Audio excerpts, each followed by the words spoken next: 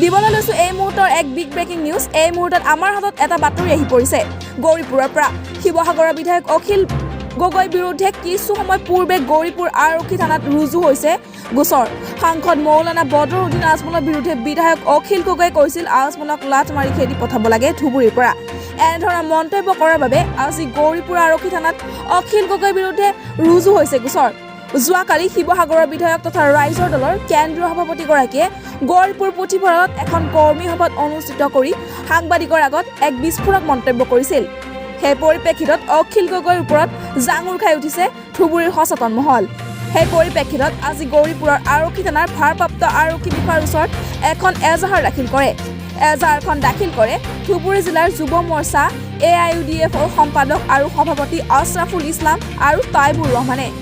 তেওঁলোকে এজাহাৰখনত উল্লেখ কৰিছে শিৱসাগৰৰ বিধায়ক অখিল গগৈৰ এনে মন্তব্যৰ বিৰুদ্ধে উচ্চ পৰ্যায়ৰ তদন্ত কৰি তেওঁক জেল হাজতলৈ প্ৰেৰণ কৰিব লাগে। মই আবহানিক গৌৰীপুৰ MLA যোৱাকালি মাননীয় অখিল গগৈ ডাঙৰীয়াই আমাৰ গৌৰীপুৰত পাব্লিক লাইব্ৰেৰীত এখন সংবাদমেল অনুষ্ঠিত কৰিছিল। আৰু সংবাদমেল অনুষ্ঠিত কৰি যিখিনি মন্তব্য আগবঢ়াইছিল আমি তীব্ৰভাৱে গৰিহণা দিছোঁ। আমাৰ ধুবুৰী জিলাৰ সাংসদ তথা নৰ্থ ইষ্টৰ মাজত বঁটাপ্ৰাপ্ত এজন সাংসদ মৌলানা বদৰুদ্দিন চাহাবৰ ওপৰত যি অশ্লীল মন্তব্য প্ৰকাশ কৰিছিল এইখিনি আমি সংবাদমেলত ক'বলৈ আমি নিজে লাজ পাইছোঁ। গতিকে এনেকুৱা ভাষাৰ পৰা তেখেতে আঁতৰি থাকিবলৈ আমি তীব্ৰ ভাষাত গৰিহণা জনাইছোঁ।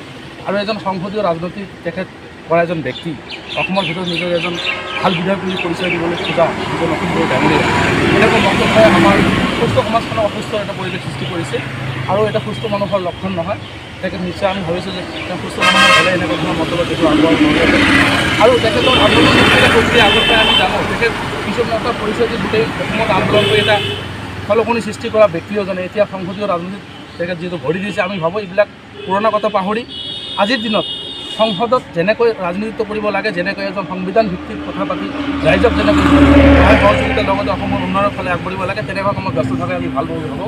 আৰু আমাৰ ধুবুৰী জিলাখনত তেখেতে সাংগঠনিক ভেটি মজবুত কৰাৰ প্ৰতি লক্ষ্য ৰাখি যি এটা সমাজত বিভাজন ব্যৱস্থা আৰম্ভ কৰিছে আমি তীব্ৰভাৱে গৰিহণা দিছোঁ।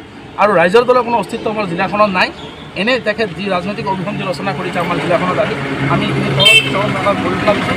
আৰু ভৱিষ্যতে আমাৰ ধুবুৰী জিলাত তেখেতৰ প্ৰদৰ্শনত আমি ৰাইজে তীব্ৰ প্ৰতিবাদ কৰিম। গৌৰীপুৰৰ পৰা মফিজুৰ ৰহমান তালুকদাৰৰ ৰিপৰ্ট।